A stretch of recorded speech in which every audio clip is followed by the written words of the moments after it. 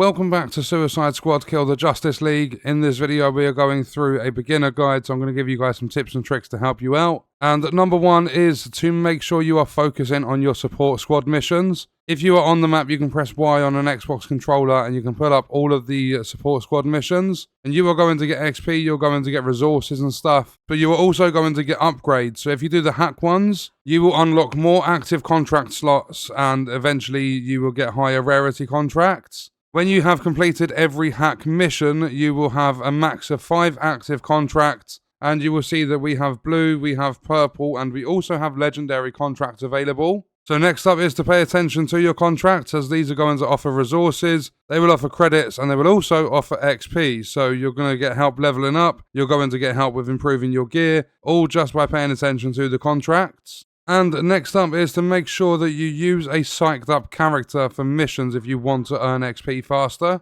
You will be notified when a character is psyched up and you're going to see a pink glow on the character radial wheel. But also if you have a look, you'll see a pink symbol or icon for the character in the top left of a mission. So you'll see psyched up character Deadshot, so you're going to get more XP for using Deadshot on that mission. This mission for using Boomerang, you'll get more XP. You'll reduce your bruises, you'll boost your damage, you'll recharge your abilities faster. So it's beneficial in multiple ways to use a psyched up character for missions. And next up is weapons are not just about the DPS. You'll see the shotgun's got 2141 DPS. But your attributes are incredibly important as well. You'll see there's 13% shotgun damage, 7% ammo reserve capacity, but then I have changed a augment or an attribute on the heavy weapon that I use, and you'll see that I have 20% heavy weapon damage. So make sure you are paying attention to all the different attributes on your gear, because it's not just going to be bonus damage, you'll also get things like damage reduction, you'll get extra XP. Attributes are really, really important.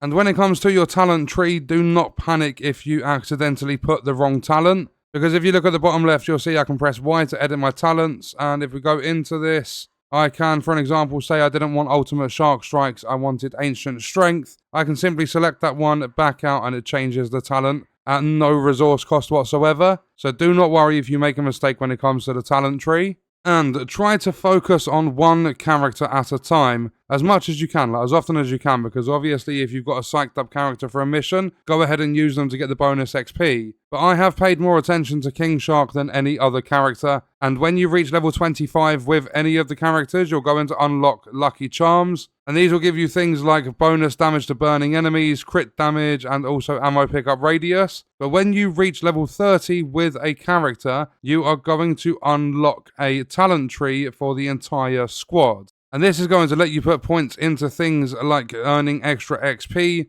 You'll also be able to get extra shield and extra health. And this is not just character bound, this is team wide. So if I was to put all 20 points, like say I leveled up 20 times with King Shark, I put 20 points into this, that's 10% extra XP, but that counts for every character I use, not just King Shark. But in order to earn these points, your character does have to be level 30. So right now, if I was to use any other character, I'm just going to earn the normal like level up rewards. Whereas if I level up a King Shark at any point, I earn a point to put into this talent tree. And next up, when you are roaming the open world, always stay up as high as you possibly can, because it gives you a better view of the surrounding area. And with that, if you find an artillery placement or a placement like this on a rooftop, once you destroy those, you're going to get a lot of resources. So if we head over there quickly, and I'm just going to use my traversal attack.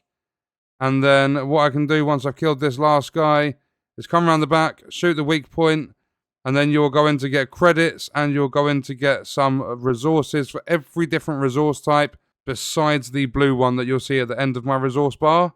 So stay up high when you're in the open world, because it's going to give you a much better view of everything.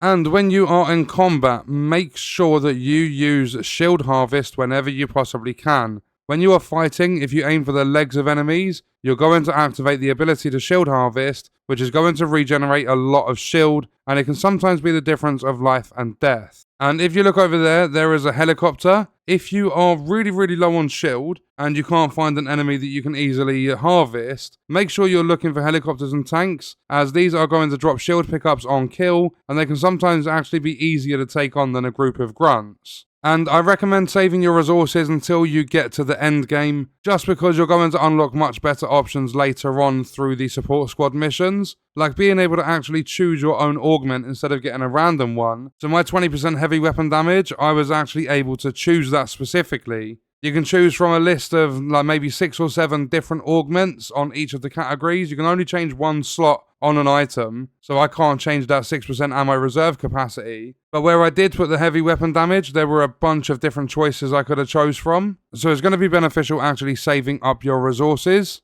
because you're also going to be able to craft better gear when you're in the end game. I didn't actually spend any resources until I completed the story and I got to the end game, and I never had much trouble through the story at all. And if we take a look at my resources, I've got 640,000 credits, I've got 2,800 green things, 1,400 blue, nearly 600 purple, and 140 yellow. So now I have that like freedom. I can upgrade, overhaul, I can craft whatever I want because I saved my resources. And last but not least, if you have spare gear that you are not using, make sure you are dismantling it. You'll see here, if I choose to dismantle this harvester, I'm going to get 7 green resources and 6 blue. So again, it's going to build up on your resource collection. It's going to give you the ability to overhaul, craft, and augment different weapons and mods and stuff. So if you ever have spare gear that you don't want just lying around doing nothing, make sure you are breaking it down to get those resources. So that is my beginner guide, some tips and tricks for Suicide Squad Kill the Justice League, and that is going to do it for this video. Let me know your thoughts and stuff about this game in the comments. I will see you guys in the next one. I hope you enjoyed it. I hope it helped you out.